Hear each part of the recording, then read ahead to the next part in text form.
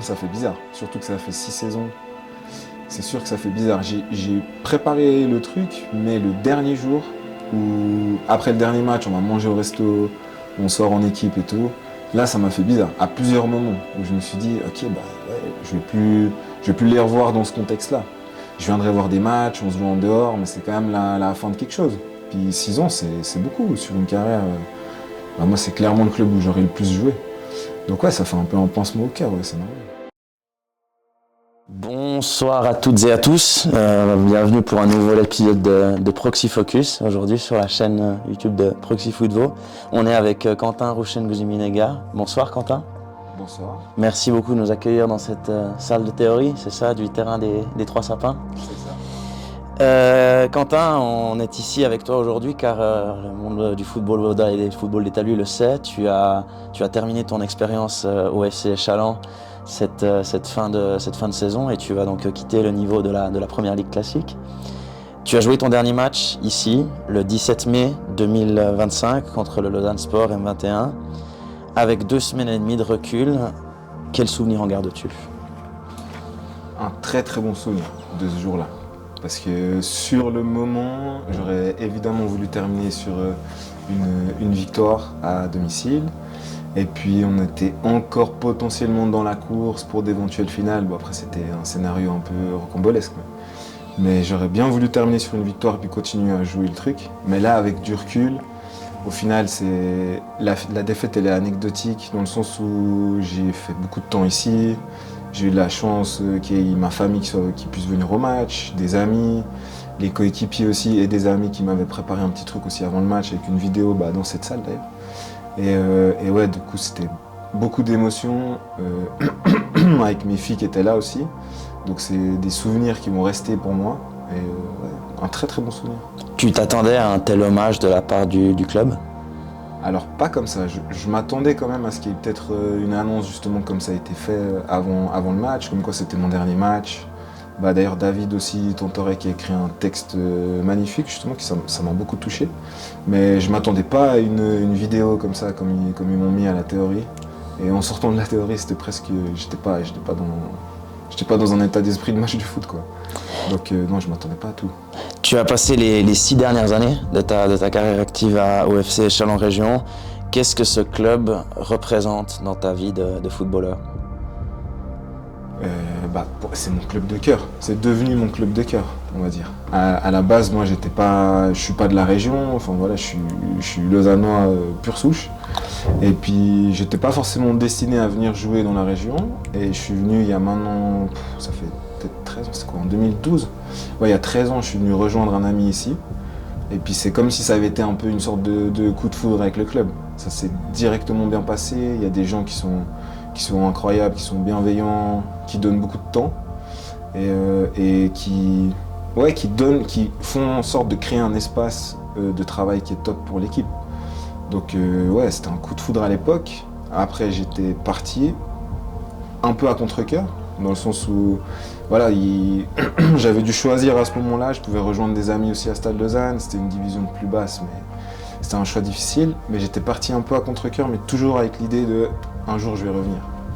Donc c'était un coup de foudre à l'époque, et puis là on a pu vivre cette histoire d'amour, on va dire, ces 6 dernières années avec le club. Donc ouais, c'est mon club de cœur.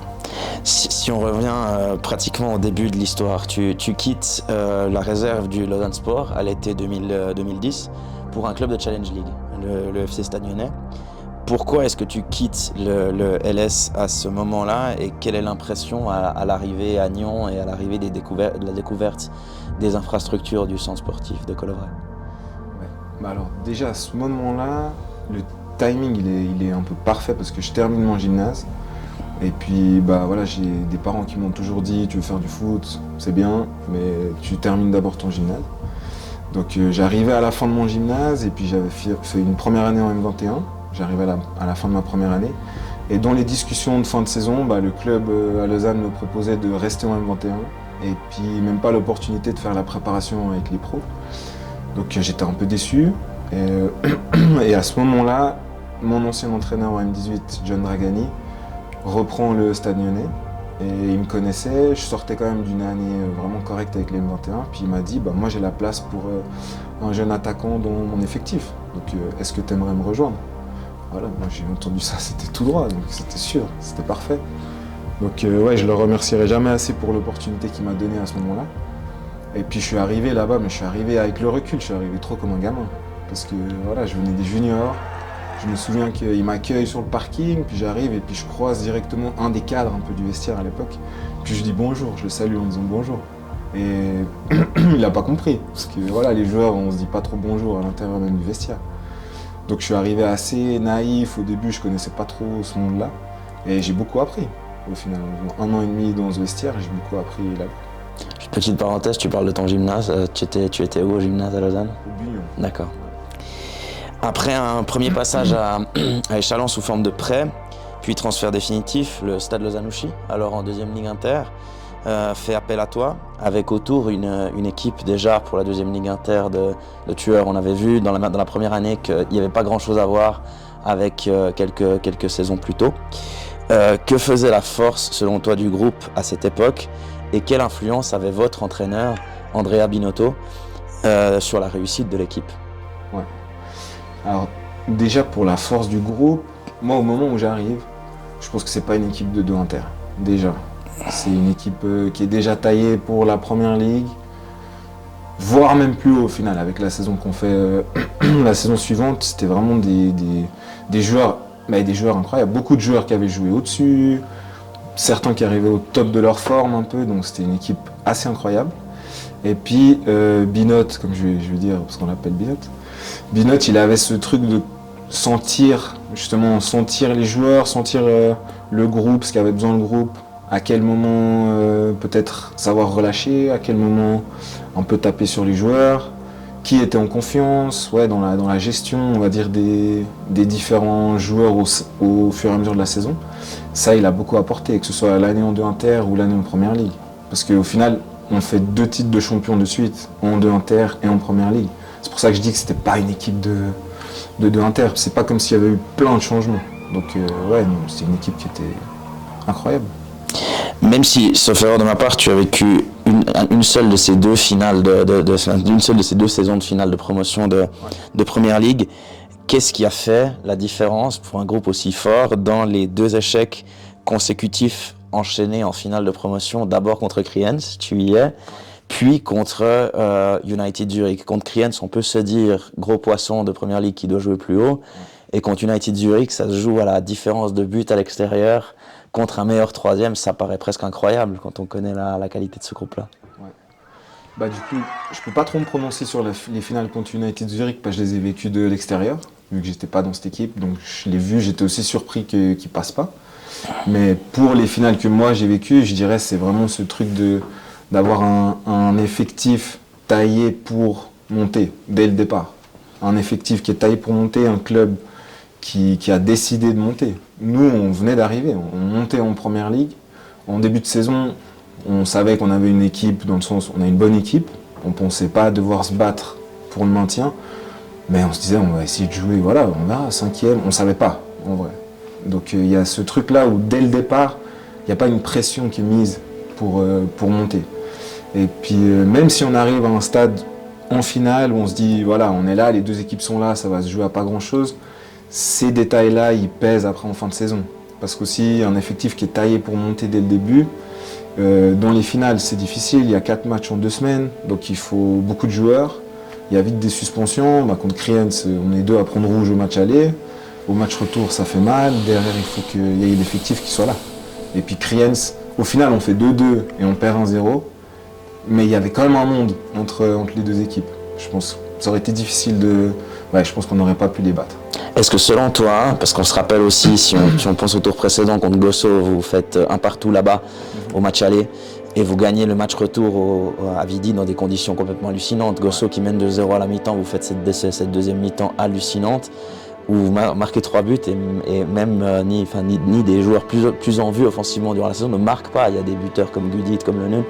Est-ce que exactement, est-ce qu'il y a eu finalement une trop grosse adrénaline peut-être sur ce passage de tour et ça vous a manqué de la force peut-être contre Kriens? C'est possible, ouais. C'est possible. Des fois, c'est difficile d'expliquer les dynamiques, comment ça se passe. C'est possible qu'on ait peut-être perdu beaucoup d'énergie, que ce soit physique ou mental sur cette première manche. Mais après, l'équipe de Gossa était pas taillée pour monter. Donc je pense que là, vraiment, l'épouvantail, c'était Kriens à ce moment-là. Mais ouais, c'est une possibilité. Mais pour avoir vécu quelques saisons plus tard une montée justement avec Yverdon, où on a gagné ces finales de promotion, et l'avoir vécu de l'intérieur, c'est premier jour, on parle des finales, on parle de la montée, tout de suite. Et tout le club est focalisé là-dessus. C'est des détails, c'est des trucs qui changent, mais après, à la fin, ça paye souvent quand même. À la suite de tes performances au slow, le LS te rappelle cette fois-ci pour intégrer la première équipe dans un projet qui plus est très local avec Fabio Celestini. On se rappelle ce fameux message, l'équipe des Vaudois. Tu as peu joué mais connu la promotion avec ce groupe. Comment as-tu vécu cette saison ? Moi franchement ça a été une expérience inoubliable pour moi, dans le sens voilà, c'est une expérience dans le monde professionnel. J'avais connu le monde professionnel à Nyon, mais c'est pas le même niveau. Le LS c'est le LS. Enfin, moi j'étais au stade quand j'étais petit pour voir la Coupe d'Europe. À ce moment-là, quand on finit la saison avec Stade, j'avais pas dans l'idée de partir. J'avais dit que j'étais vraiment ouvert à rester. Et je voulais juste faire une pause en plus dans mes études, donc je savais pas exactement ce que j'allais faire. Puis quand j'ai eu le téléphone, je me rappelle même, j'étais à la piscine, j'ai eu le téléphone de Lausanne, j'y croyais pas au début. On me disait, ils veulent te faire venir, ils veulent parler avec toi. J'étais là, je suis obligé d'aller, c'est sûr que je vais discuter, je vais voir. J'avais des vacances de prévues avec ma copine, puis en sortant de l'entretien avec Célestini, j'étais là, je suis obligé d'y aller. Sinon je vais regretter toute ma vie. Et après, sur un point de vue personnel, dans le sens comment ça s'est passé sur le terrain, mon temps de jeu, voilà, ça a été compliqué, mais j'ai aussi beaucoup appris de ça. Ça a été difficile, mais après j'ai pu vivre cette promotion à l'intérieur, ça m'a aussi permis après d'aller avec l'équipe nationale, ça c'est quelque chose aussi que je vais garder avec moi toute ma vie. Donc ouais, non, c'était une sacrée expérience, malgré le faible temps de jeu, j'en garde un très très bon souvenir. Justement, j'avais prévu cette question pour tout à l'heure, mais l'équipe nationale, le Rwanda, tu as vécu en dehors des frontières suisses 5 sélections avec la sélection rwandaise. Quel souvenir en gardes-tu ? Qu'est-ce que ça représente d'avoir représenté ton pays d'origine ? Un peu comme Lausanne, c'est un souvenir incroyable. Enfin, c'était, on va dire, cette année-là, parce que les sélections que j'ai eues, c'est sur cette saison-là, c'était un peu une parenthèse enchantée au niveau foot pour moi. Même si j'avais peu de temps de jeu avec Lausanne.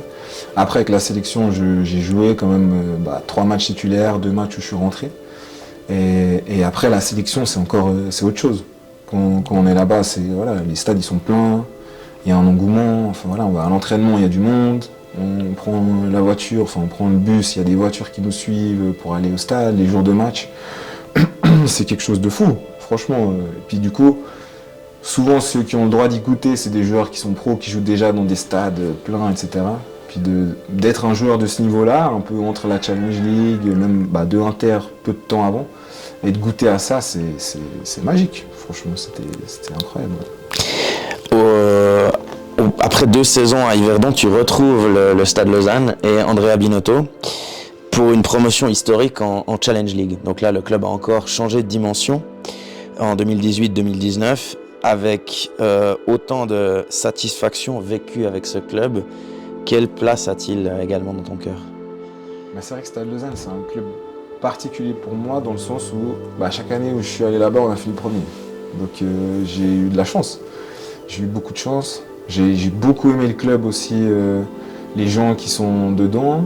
Et la deuxième fois, à mon retour, ça c'est quelque chose justement qui est un peu particulier, mais c'était Rezoul Sainguez, le président, et qui n'a pas forcément une bonne image dans les médias ou quoi, mais qui était une personne incroyable. Alors, il y a des choses qu'il a sûrement mal gérées à l'intérieur du club au cours de l'année, qui ont fait que ça a été repris ensuite par un autre président. Mais on est plusieurs joueurs à se le dire aussi, sans l'apport de Rezoul, sa manière de présenter le projet aux gens, sa manière d'y croire vraiment à cette promotion, Stade Lausanne ne serait pas monté en Challenge League à ce moment-là.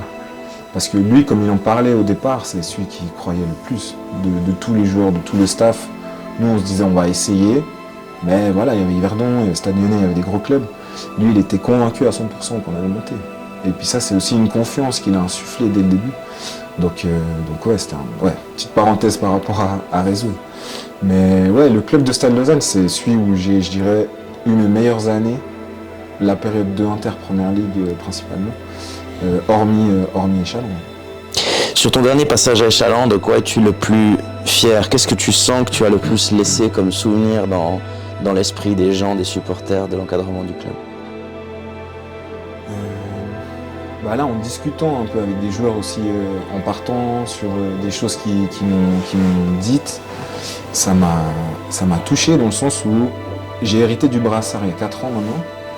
Et puis je me suis toujours dit aussi, j'ai vécu, on va dire, dans différents vestiaires, et puis j'ai vu des choses qui m'ont plu, j'ai vu des choses qui m'ont pas plu.